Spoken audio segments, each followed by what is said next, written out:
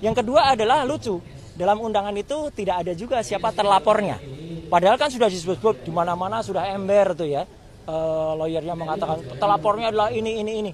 Tapi dalam surat itu nggak ada. Jadi kalau dalam Assalamualaikum warahmatullahi wabarakatuh. Apa kabar kawan-kawan semuanya? Semoga saya selalu dirahmati Allah dan juga diberkahi Allah Subhanahu wa taala. Kabar yang sedang beredar guys tentang polemik kasus ijazah Jokowi. Pada hari ini kabarnya Roy Suryo dipanggil oleh penyidik guys ya, diperiksa, kemudian digali keterangan-keterangan oleh penyidik. Tentunya kita akan melihat guys ya, melihat langsung seperti apa sih pernyataan dari Roy Suryo setelah Roy Suryo diperiksa oleh penyidik. Terkait dengan pemeriksaan hari ini atau klarifikasi hari ini? Ya, jadi alhamdulillah sebagai warga negara yang baik dan didampingi oleh sahabat-sahabat semuanya, saya tadi menjalani klarifikasi, undangan klarifikasi yang pertama pada hari ini Kamis ya 15 Mei 2025 dengan surat yang memang sudah saya terima baik secara fisik maupun secara elektronik ya, jadi saya harus datang. Dan saya memang juga menyayangkan gitu karena ada beberapa yang sudah disebut-sebut namanya ya, tapi kasihan yang bersangkutan seperti Pak Abraham Samad ya, namanya udah disebut bahkan dikatakan mangkir. Padahal yang bersangkutan belum terima surat gitu loh. Itu kan sebaiknya sistem persuratan atau administratif di Polda Metro Jaya lebih baik diperbaiki lah gitu.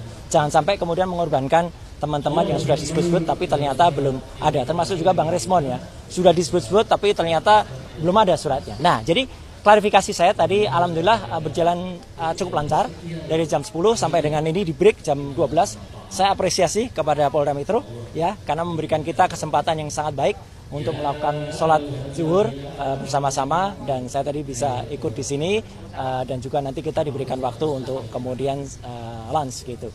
Nah, saya sendiri tadi ya sudah sampai pertanyaan ke-24 ya gitu, dan sudah sampai ke pertanyaan-pertanyaan yang lebih banyak soal identitas tadi gitu. Karena ketika ditanyakan yang lain, saya strict dengan Polda Metro ya. Polda Metro memberikan saya surat undangan untuk peristiwa tanggal 26 Maret tahun 2025 ya. Harusnya itu pertanyaannya. Jadi ketika ada pertanyaan yang lain ya saya keberatan untuk jawab. Itu hak loh ya. Hak warga negara sesuai dengan Undang-Undang Dasar 1945, itu hak yang paling hati untuk kita menyampaikan apakah undangan atau pertanyaan itu sesuai dengan enggak. Ketika pertanyaannya tidak sesuai dengan suratnya ya kita harus menyatakan keberatan. Yang kedua adalah lucu. Dalam undangan itu tidak ada juga siapa terlapornya. Padahal kan sudah disebut-sebut di mana-mana sudah ember tuh ya. Lawyernya mengatakan terlapornya adalah ini. Tapi dalam surat itu nggak ada. Jadi kalau dalam surat itu nggak ada ya kita nggak wajib gitu melakukan klarifikasi. Pelapornya ada Joko Widodo ya. Pasal-pasalnya banyak banget gitu ditulis. Tapi terlapornya nggak ada. Nah, terlapor ini penting ya teman-teman.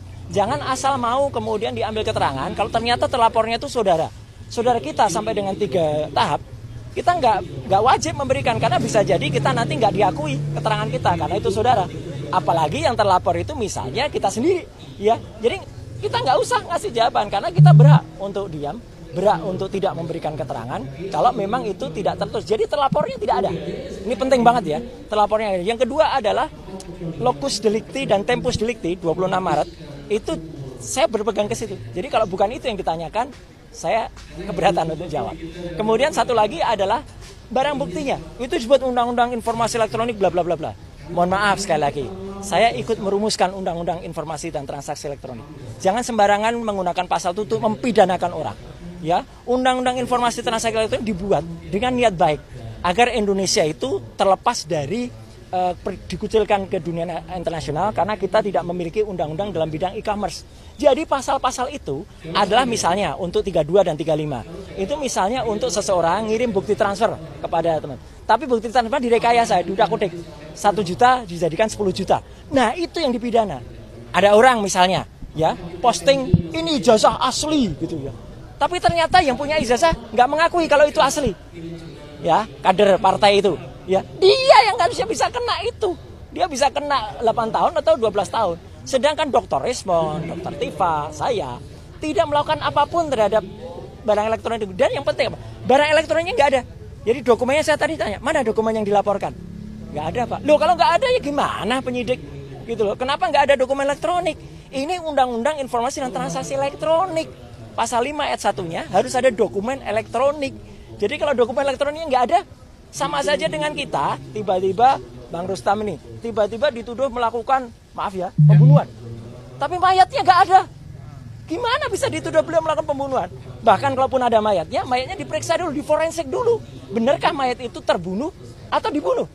Kalau Bang Rosman tiba-tiba ngaku aja oh iya saya mau, ya kasihan beliau dong.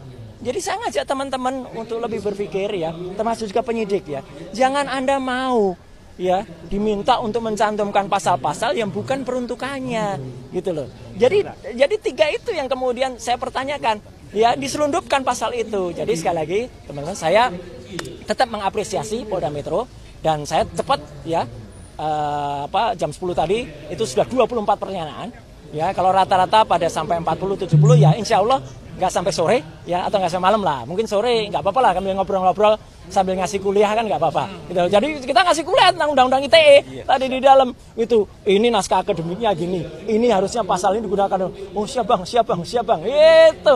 Jadi itu yang benar, jangan asal mau kita dipaksa. Orang tuh harus tahu hukum, tapi jangan sampai orang itu kemudian dipaksa untuk menjalankan hukum yang tidak pada semestinya. Itu saya kira. Pak Roy, ini kan tadi kan juga disebutkan di tanggal 26. Sebenarnya apa sih yang terjadi? Karena kan sebelumnya kemarin Pak Michael juga sempat ditanyakan tanggal 26 itu apa sebenarnya yang terjadi, Pak? Saya tidak berhak menjawab tanggal 26 itu apa. Nanti saya dikira ST.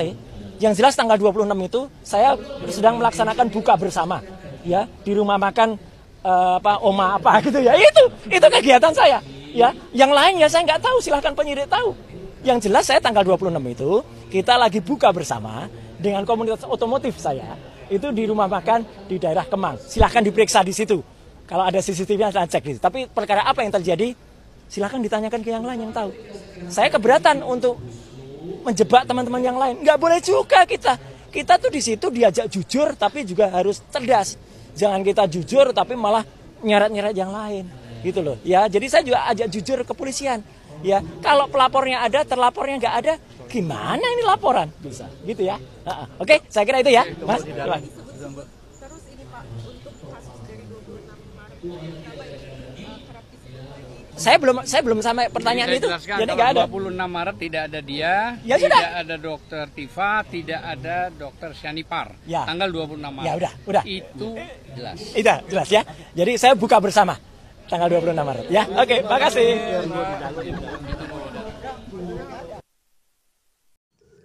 Nah, itu tadi guys pernyataan dari Roy Suryo setelah Roy Suryo itu diperiksa oleh penyidik ya.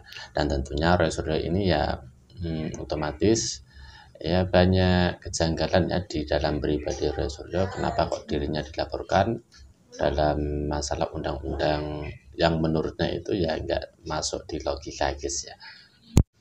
Gimana guys menurut kalian guys? Silakan ya komentar dengan bijak ya.